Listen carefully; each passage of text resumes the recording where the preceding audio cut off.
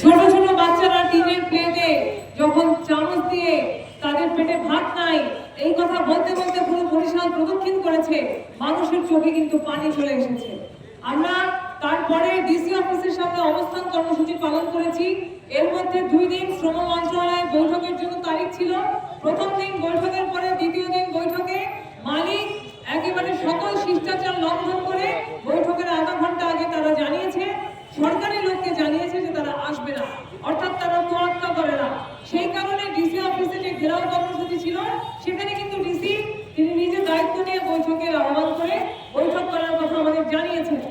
এখন সংগ্রাম কমিটি তারা সকল ট্রেড ইউনিয়নকে ইতিমধ্যে আহ্বান করেছেন, প্রয়োজনে আমার সকল ট্রেড ইউনিয়নকে আহ্বান করবো, আমরা সবাইকে নিয়ে বসবো।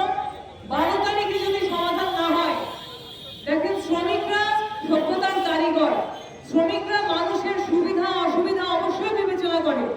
মহাসড়ক অবরোধ করলে তো সেইটা আপনি 7 দিন রাখতে পারবেন না, ফলে যে সড়কে আজকে 7 দিন